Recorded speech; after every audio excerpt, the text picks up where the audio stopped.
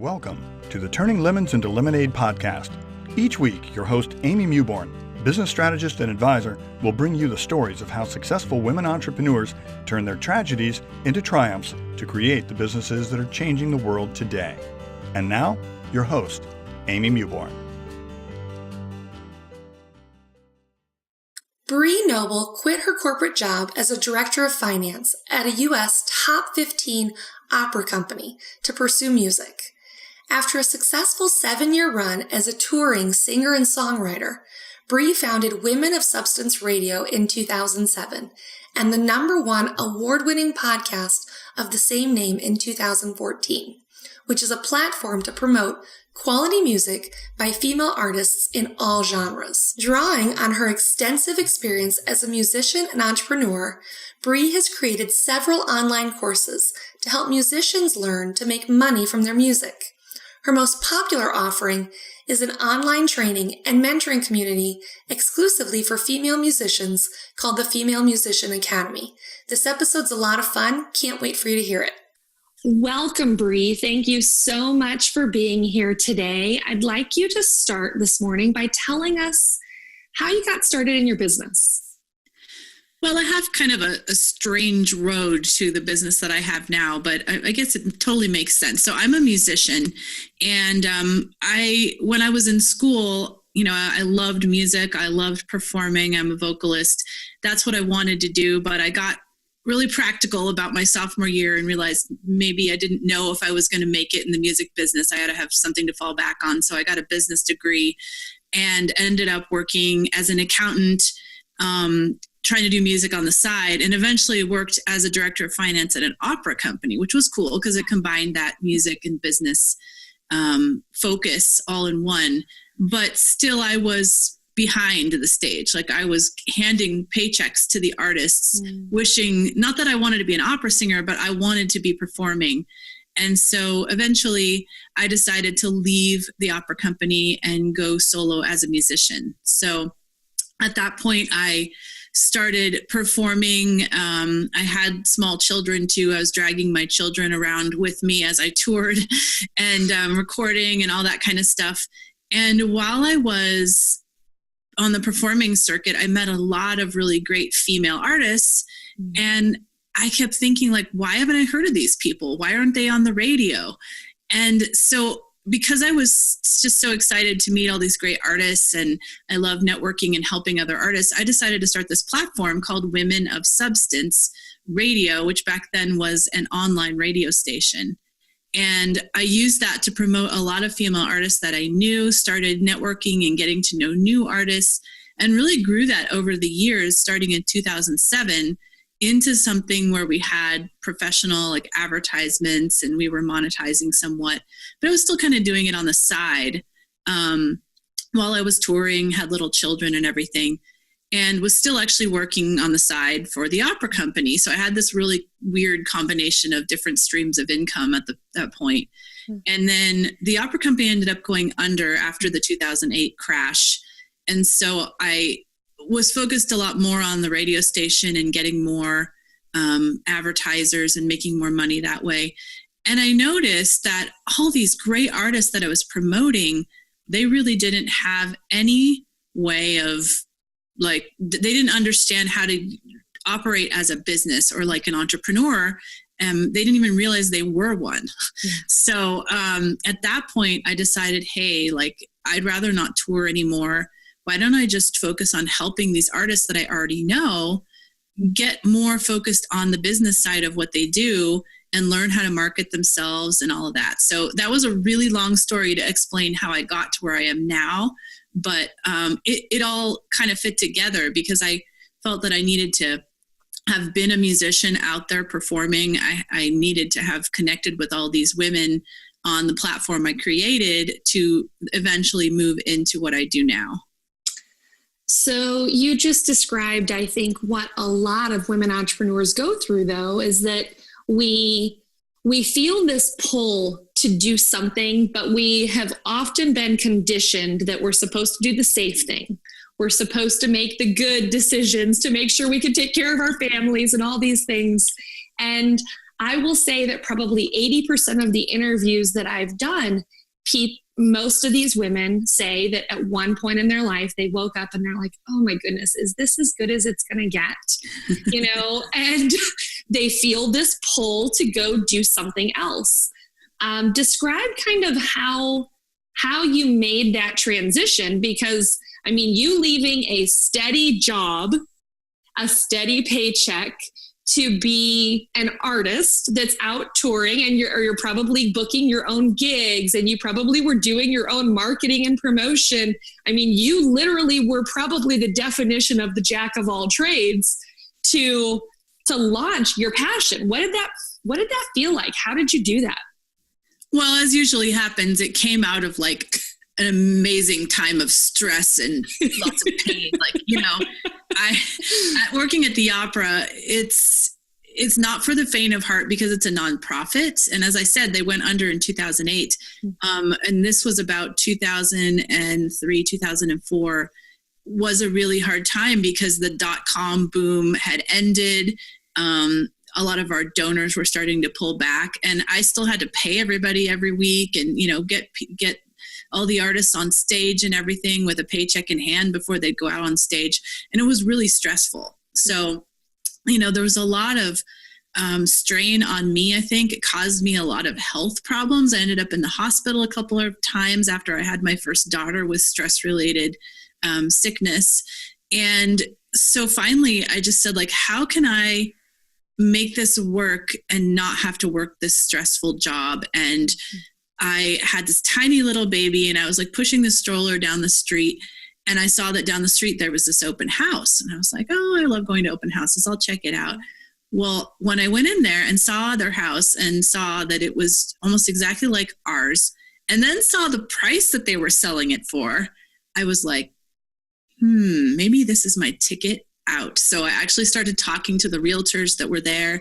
I told them I wanted to meet with them. They came and checked out our house, and we had our house on the market within a week. Wow. And that ended up being we ended up doubling what we spent on the house 4 years before. Actually, maybe it was only 3 years. It was an amazing time for Orange County, California, and housing.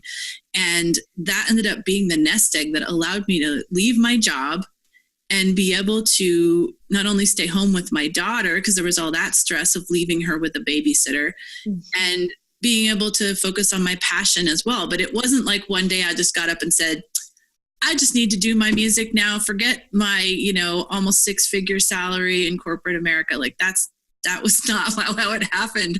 And anyone that does that, I'm amazed at you and more power to you. But sometimes it's just the pain has to push you over the edge. Yeah.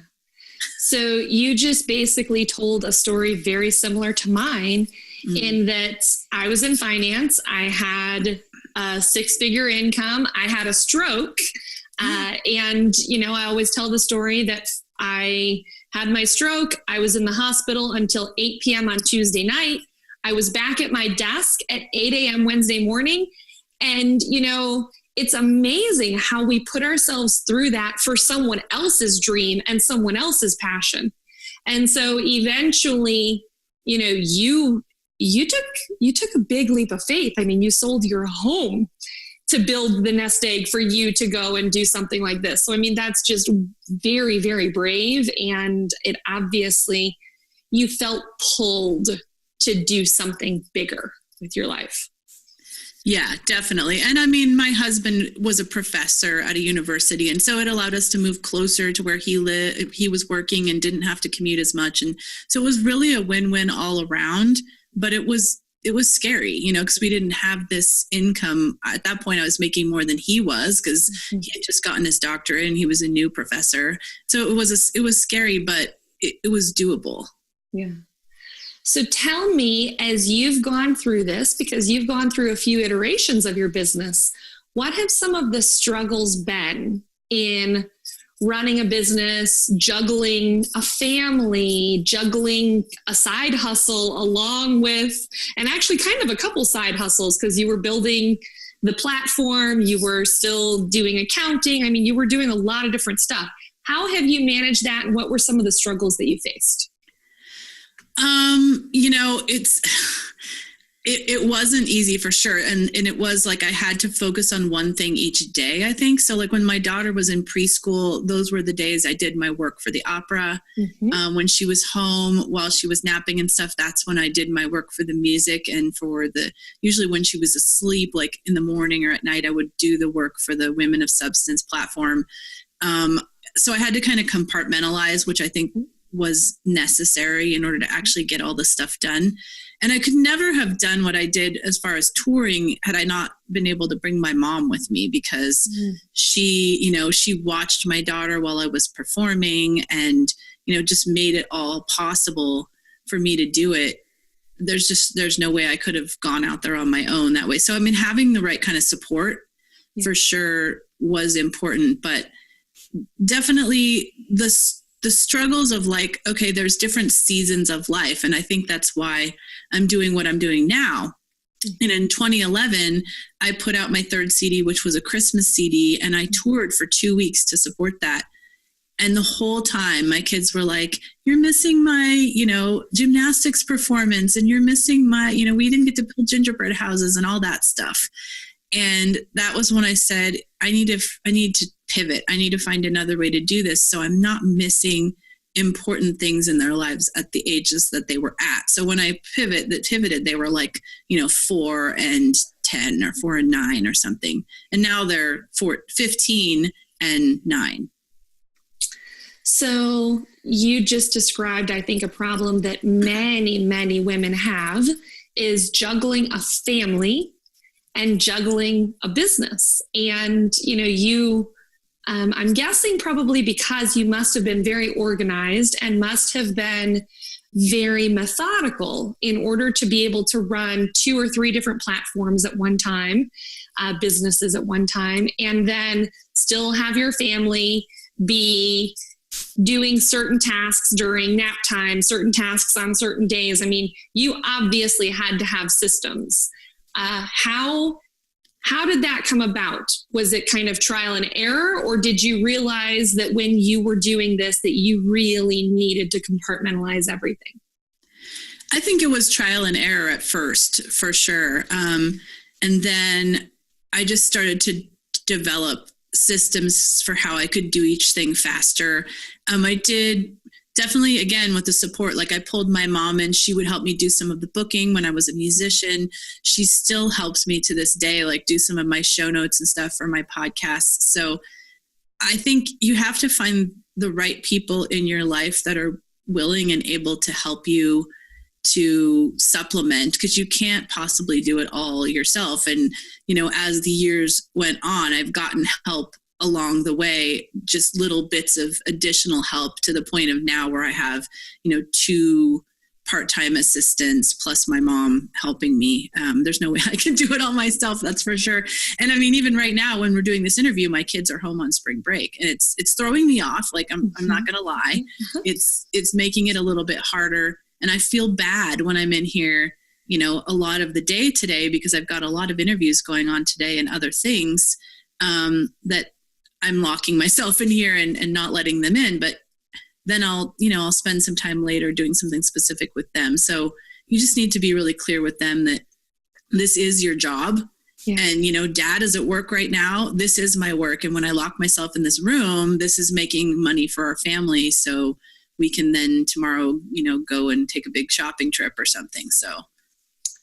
So one of my coaches and mentors is Todd Herman, and his thing is all about productivity. And so he was telling us a story at an event not too long ago about he works from home a lot, and his oldest daughter, Molly, he went and locked himself in his office to do his work. And he said she came and was banging on the door saying, I hate work, and those are those things that kids kind of internalize, and they're like, well, daddy's working or mommy's working and they're not paying attention to me.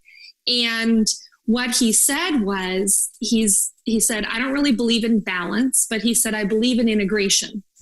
And he said, I need to integrate my kids more in my work. And I loved that because what he said is one of the things he does every day is he writes handwritten notes to someone every single day. And so he said that he invited his daughter Molly in, and every morning she would set up his workstation so he could write his notes, and he has a little wax seal and all those things.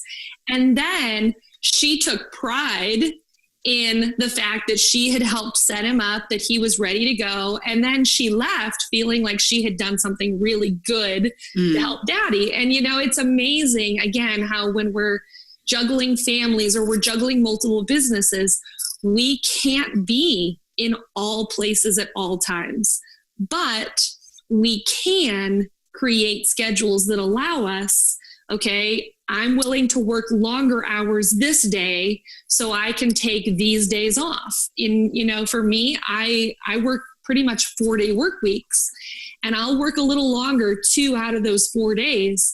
So on Thursday afternoon, when we cut out and we have some fun. So I love that. Yeah, I totally agree. And one of the ways that I do that is I get up super early. Like I like to get up at 4. I'm kind of, as soon as I've had my coffee, I'm on. And so like this morning, I had gotten 4 hours worth of work done before the kids got up. That's amazing. My husband got up. So yeah. And it just makes me feel like, okay, now I know the rest of the day I'm going to be a little bit more distracted because they're home and I'm going to have little fits and starts of work. But I've had that 4 hours of focus, which has worked really well. But as far as integrating, like it's worked really well with my older daughter. She should come with me on tour. She learned how to set up the CD table, and that was something fun that she could do. And now she actually, at 15, she works for me. She does a lot of my promotional images, which is fun. She's artistic in that way, and I'm not, so it's perfect. So she really does understand my business. The other one, I'm working on how I can integrate her yet, but it's been really good with the first one. So I'm hoping I can bring the other one in. Sure. So tell me this, I don't normally ask this question, but I love that you're integrating your older daughter in and you've found something that she's really good at. Were either of your parents entrepreneurs? No, my dad was an engineer and my mom was a homemaker and an artist. So I guess I always say like all the artistic genes went to music for me. I'm not at all artistic, but I guess I learned some entrepreneurial skills from her because she did have her own business. Once I was later years of high school, she became a single mom and went out on her own with her own business of being an artist and decorative painter. So that's was great inspiration to me. Very cool. I love that. I always say that I came from a family of employees, and when I first became an entrepreneur, it was a huge step for me, and it was really scary for my family as a whole. And now my younger brother is also an entrepreneur, and he's talked a lot about how he's going to educate his daughter a little differently than we were educated, because he wants to give her a lot of those entrepreneurial lessons early in life, to give her those skills if that's the way she decides she wants to go. And I love that. I think that education is changing so much, and I think it's so cool to integrate and bring your kids into your business. Yeah, absolutely. I think there's just so many more role models of entrepreneurs these days than there were when we were growing up. Yes. So tell me, the podcast name is Turning Lemons into Lemonade. And the real reason I wanted to do this was because I felt like as women, we always get out on social media and we put the good stuff. And I always say, you get to see like my highlight reel of my life on social media, but there's other stuff that's happening in our businesses behind the scenes that aren't so good. So tell me about like the worst day that you had in your business and how you turned it around. Oh, it's so funny because just this morning I was doing a Facebook Live about this playing the comparison game and how we do this and how everybody else's front stage is on social media and we're comparing it to our own backstage. So I think this is really an important mission. Hands down, like my worst day was I had been working for months to like learn how to do a webinar, and I had created all these slides. I had gone to a class. I had put so much into it. I had at that point I had a list of several thousand. So I was really putting myself out there to do a webinar and get people to register. And, I felt really nervous about how it was all going to go and everything.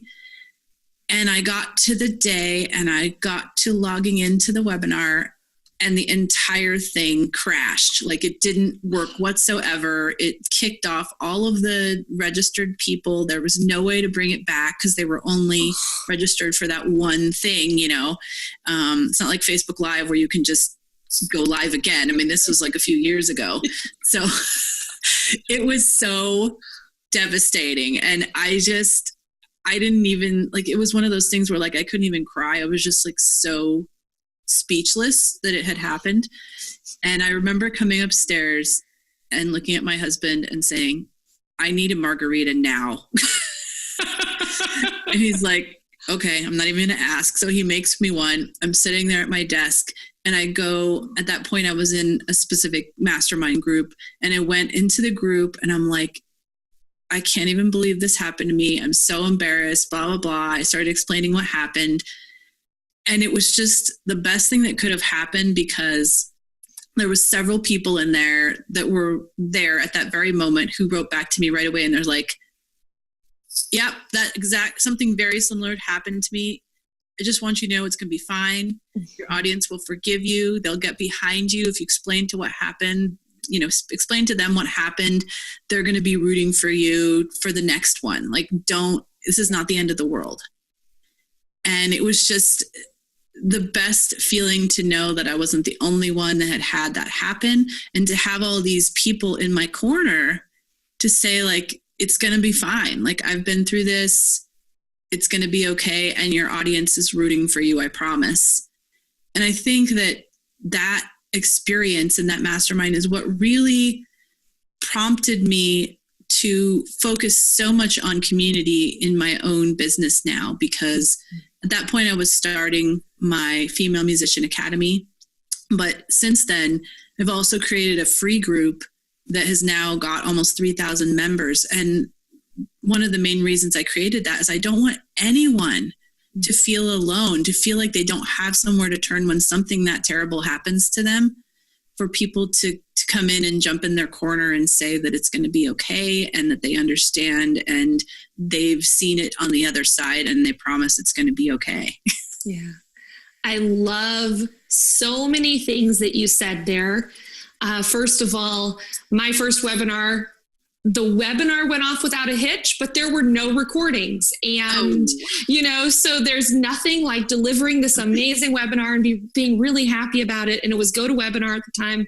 And the recordings were corrupted. It had recorded. There just was nothing that you could do about it. And, when you're running a tech business, a business that has any amount of tech involved, there's always going to be something that's going to come up and you're going to be like, oh my goodness, I'm so embarrassed.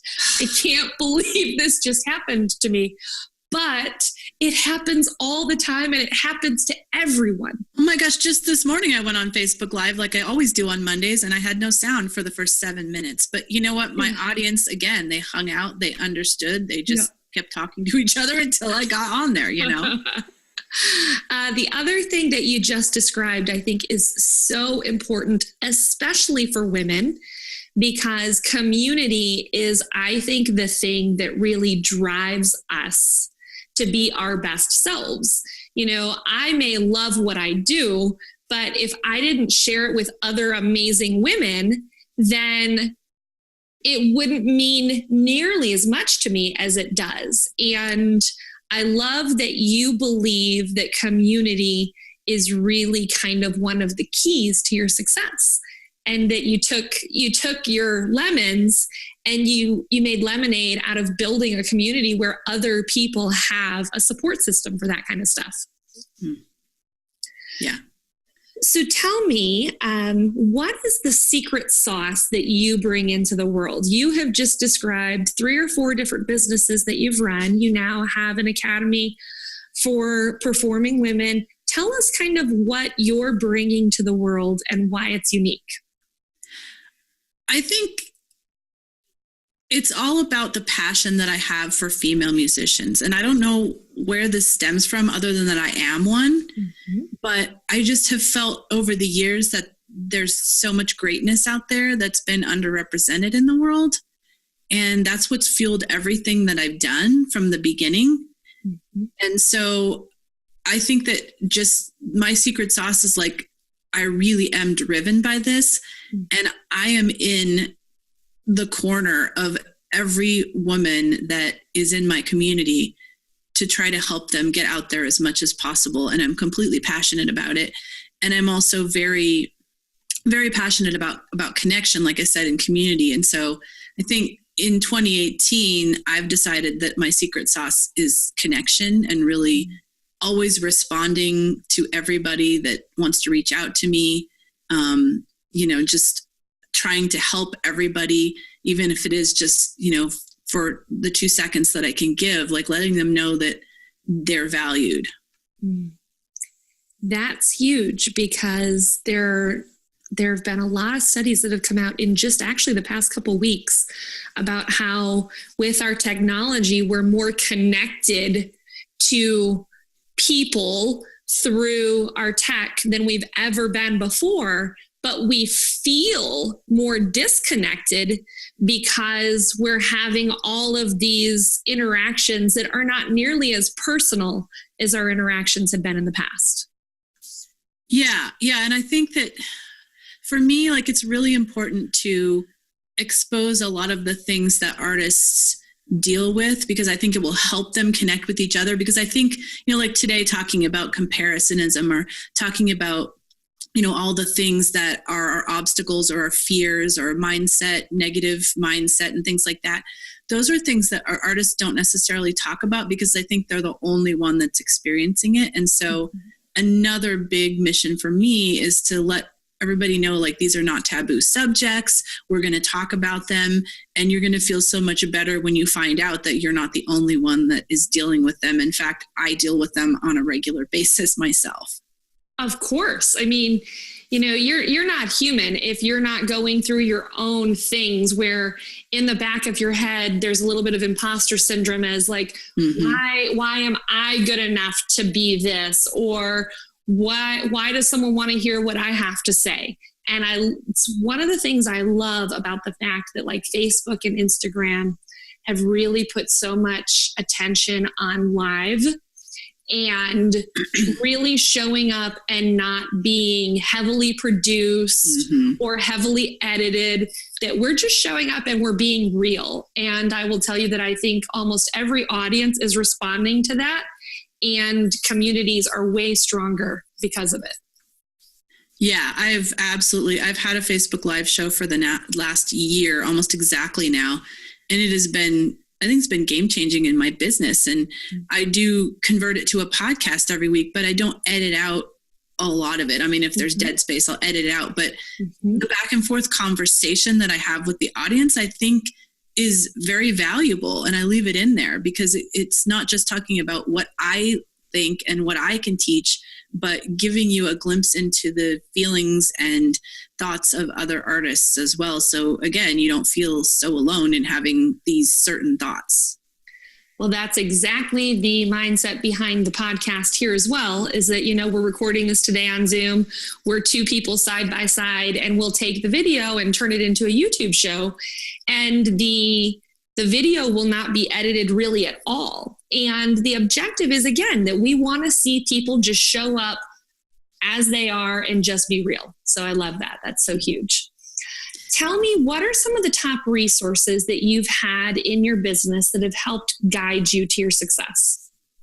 I'd say there's a couple of, I've taken some really great courses that have helped a lot business-wise. I've definitely got a shout out to the Screw the 9-to-5 community. I'm a big fan of what they're doing over there. I'm a lifetime member, and it's just like, it's my people, that's like, I have my own community of musicians, but I need my own community too. Yes. And that has been one of them. And having a mastermind as well, I've had a mastermind that was women in different industries. And now I've kind of moved into a mastermind of people in my own industry, which has been really cool and a new experience of how we can help each other in even better ways because we're in the same industry and we really understand everything about what we're going through. So masterminds have been huge for me over the years. As far as like books, I would say the E-Myth is a big one. Mm-hmm. People probably say that all the time, but I think the whole working on your business instead of in your business, like I'm still working on that. I think it's hard to let go. Sure. And there's like these different money levels where you have to learn to let go. And it's a process. So we always think that no one else can do things as well as we can somehow. So I'm working on that. And then I'd say profit first is a big one as well, of teaching. I mean, I'm a finance person, right? Like I should know, but I think just that mindset of paying yourself or setting aside profit, it's so easy as a business owner to pay everybody before you pay yourself. Mm-hmm. So I think that's been really important. Even if in the early days, I could only pay myself with 1%, put a 1% profit aside. It just made me feel like so much more pride in what I was doing, that I was putting that tiny little bit aside that was for me. I love that you said that, because being a finance girl, that is also one of the things that I find to be so important. And when I first launched my consulting business, I was working pretty much exclusively with women that wanted to launch fitness businesses. And one of them came to me, and she had been in business for about a year and a half and was making really, really, really good gross revenue. But she was reinvesting all of it into growth and reinvesting it into new programming and new props and new equipment and all that. And the problem with that is that after that period of time, 12 to 15 months where you haven't been taking the money out for yourself, you start to wonder, why am I doing this? Mm-hmm.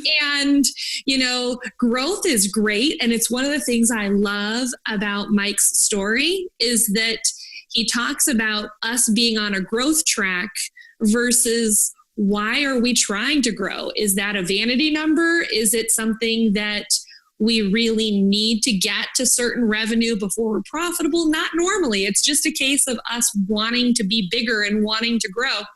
And I love, love, love that the concept of that book is really about identifying what you can pay yourself and really making that a priority over some of the other stuff. Yeah. And I would say that in the early years of my business, I was not doing that. And I was almost about to hit burnout, until I read that book. And I'm like, that's the reason. Like, it's not even just that, this 1%, like it's not life-changing, but it's a mindset thing. Yes. It's you getting to experience the fruits of your labor. Right. And, so often when we're just reinvesting, we eventually wonder, why am I bothering? Why did I do this? So I love that you said that. And I love that you have a really unique set of skills because you have the artistic side, but you still have that finance background. So you have a very practical way of looking at your business and everything as well. Yeah, I think that's also like part of the secret sauce that I didn't mention earlier. Thank you, YouTube unedited. That I have that business side. And so I do think about things very practically and try to make things like step by step. And instead of like a lot of the people I work with, I call them scattered creatives. And this is like not a mean thing to say. Like we kind of will embrace that. Like, yeah, I'm a scattered creative, but that helps me be creative. But I try to like harness that and tame that a little bit by getting them to focus more on goals and productivity. And so you can be more creative if you have more time and you have more energy to put toward it. Well, and that's why I think it's so important to surround yourself with really good people is, you just described the fact that you work with a particular clientele that has a certain challenge. And because these people have gone out of their way to go and find themselves a support system that includes you, you're able to bring to them a new perspective and a new set of skills that actually allows them to be more creative, because the other stuff is kind of getting taken care of in their business. Yeah, and it's really exciting. I mean, when somebody says to me, I've been in your program for 2 months and I've gotten more done in this 2 months than I have in the last 5 years, I'm like, what? I'm almost like incredulous, but it's so exciting to know that just those little changes that they make toward productivity can make that big of a difference. Well, and so frequently, I think, especially when you're newer in business, you're afraid to invest in your business. You're afraid to go get coaching and all those things, when that investment may be the difference between you struggling for years to come and you being successful or having business life balance where you can do both successfully and enjoy them both. Yeah, that's actually a really hard thing to get across to musicians too. Like it's hard to get paid well as a musician, especially if you have that starving artist mindset. And so they want to like hold on to every little bit of money that they have because they don't know when the next one is coming. And so it's hard to get them to invest in the coaching that they need. Yes, yes. So tell me, what are you working on right now, or where should our listeners and audience be finding you? Well, as we're recording this, after when this is going live, this will actually be over, but it will be available for people to check out. I am doing this amazing virtual summit. It's my first time doing a virtual summit, and there aren't a lot of virtual summits out there specifically for musicians. So I'm really excited about this one. It's called the Profitable Musician Summit, profitablemusiciansummit.com. And we're bringing 39 experts talking about 32 specific streams of income for musicians, because as musicians, it's all about kind of bringing these different streams of income together, kind of like I did early on with all the different side hustles. Like musicians do kind of feel like they have several side hustles going on, whether it's live performing, online sales, they're teaching, they're doing recording in their home studio, all that kind of stuff kind of comes together to make a living as a musician. Mm-hmm. And so I wanted to make sure that they had all the education they needed to bring in as many streams of income as they needed to make a living or make the kind of money they wanted from their music. So I'm super excited about that. And then just in general, like if you're a female independent musician or somebody who's a creative, definitely just go over to femmusician.com. It's for female entrepreneur musician is the name of my podcast. Female, F as in female, E is on entrepreneurmusician.com. And I've got tons and tons of episodes of my podcast that you can learn from interviews of successful musicians, and then also like the teachings that I do every week on Facebook Live. Thank you so much. Thank you for what you're doing, and thank you for bringing order to a business model that sometimes is a little scattered and a little it just has a lot going on, and there's a lot of things being juggled. So thank you for your time today, and it's been really fun chatting with you. Thank you. I've had a great time on this interview. In today's episode, we talked about masterminds and mentors. So if you would like our free checklist on questions to ask before joining a mastermind, please go to the show notes at lemonadepodcast.com. Thank you for listening to Turning Lemons into Lemonade, where women go for support and encouragement to hear how other women business owners turn their setbacks into successes to create 6- and 7-figure businesses. We look forward to seeing you next week.